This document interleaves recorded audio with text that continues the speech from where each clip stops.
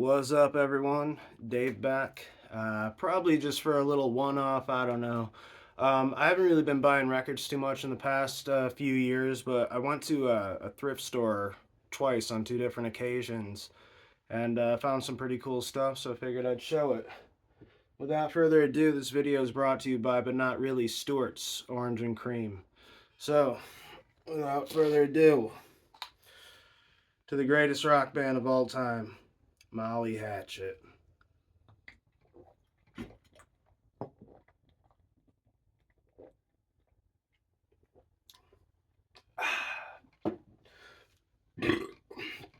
First up, the Phantom AD plays ghoulish rock and roll. This guy's from California, I think the San Francisco area. This album's great for this time of year, Halloween season. Um, just really cool, you know, vintage sounding, probably just a combination of rockabilly, surf, garage. The song that made me buy this record actually and the CD was track number 5, Ric Flair Rock. Anyone who knows me knows I'm a huge wrestling fan, especially of the Nature Boy Ric Flair. And I wish I could describe this song. Just check it out. It's called Ric Flair Rock by the Phantom AD. Really cool. This one, bandwagon purchase, of course, Black Sabbath, first debut album. I actually have owned this before, but with the intention to resell, which I did. An original copy. This is from Amazon. To be completely honest, never been a fan of like metal or even Ozzy or Black Sabbath. Just never been my style. But I've always enjoyed Ozzy as like a personality or whatever, and I've always loved this cover, of course. So I figured I'd give it another try. And yeah, rest in peace, Ozzy. Now here's the thrift store stuff. Towns Van Zandt, for the sake of the song, I believe his first. I've only ever found or owned one other Towns original album, and I think that was Flying Shoes.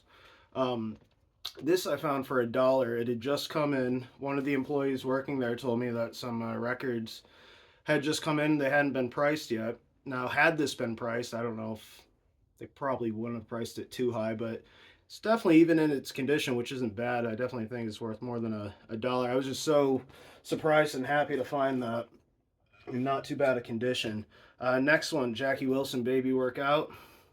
This one's actually Jackie Wilson, more associated with the 50s. I think this is like 63 or 4, right around the time of the British invasion, I think. But I've always loved this cover. I can't remember if I ever owned this, but was happy to find it for $1. Another one, the Chiffons, He's So Fine. Another one I owned at one point. Great girl group from the 60s. What other ones are on here? I don't think anything, just mainly cover songs. But yeah, really cool group. This one, I love the cover. Red Foley Souvenir album. Just a really nice cover and really nice shape. And I actually don't think I own anything by Red Foley. I own some like sheet music and stuff, but just not an artist I see out a lot. Um, yeah, this album starts off with the song Old Shep, which, I mean, that song's been around. I think Walter Brennan probably has one of the most popular versions, but Elvis actually even did it on his second album. What a depressing fucking song, man. Old Shep.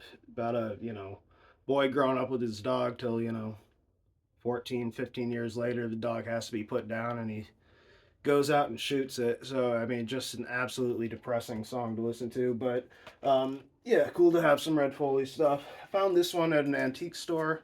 Sam Cooke, Hits of the 50s.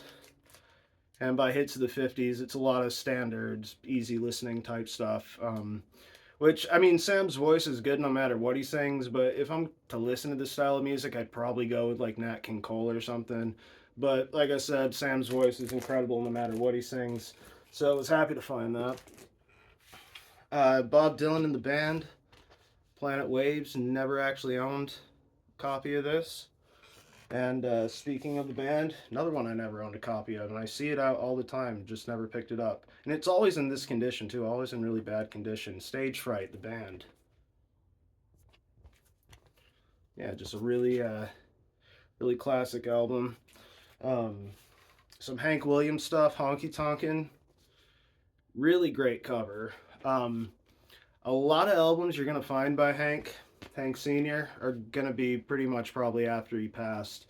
Um, if you're looking at Hank albums and you see this label, it's fine. I mean, nothing wrong with it, but the earliest pressings you want to see a yellow and black MGM label. But regardless, the music on it is great. And another one, similar pressing, Hank Williams' Lost Highway and Other Folk Ballads. The song Lost Highway, well, it sounds very autobiographical. It sounds exactly like Hank Williams' life to a T. He actually did not write it. I didn't do my prep before making this video. I don't know who did, but one of his best songs. And surprisingly enough, as big of a poet as he was, he did not write that one. Conway Twitty Sings. Uh, Obviously, early stuff. It's Only Make Believe. Does a cover of Hallelujah, I Love Her So, which you can also hear by, well, Ray Charles did it originally, and then Eddie Cochran has a pretty well known version. Also, his cover of Mona Lisa. The rockin' version, not the slow like standard. Carl Mann also did a really good cover of it too. They almost sound identical if you ask me. Um, a Liberace Christmas, Liberace.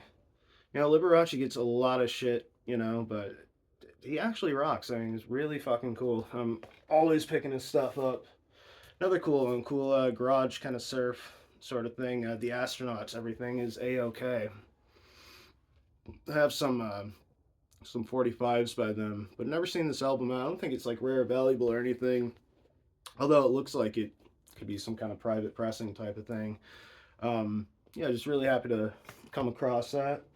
The Hollies Beat Group, another band. Every time I see their stuff, just pick it up. I remember, I think it was the first week of my junior year of high school, I listened to their song "Hey Carry On" nonstop. I don't know why that memory sticks with me, but yeah, just always been a fan of them. Um, my neighbor to the west, if you will, Gary Lewis and the Playboys, a session with. Gary actually only lives about a half hour from me, and I actually have reached out to him a few times, or called his number, always to get an answering machine. I've stopped doing that in the past few years, but when I first found out, of course, I had to make those calls and see if I can meet him or whatever. But for those who don't know, the comedian or all around entertainer Jerry Lewis, this is his son, known for great songs like This Diamond Ring and Everybody Loves a Clown. So check him out if you haven't. And last one, Homer and Jethro Strike Back. Another group, every time I see them out, I always pick it up. They're like a comedy country duo. I don't think they've ever recorded one song just straight through, no jokes. It's all just kind of parody and jokey kind of stuff. Nothing I can listen to over and over again, but once in a while it's kind of cool. So, yeah, that's it. Hope you enjoyed. Leave some comments, whatever. And maybe I'll see you again soon. All right. Peace.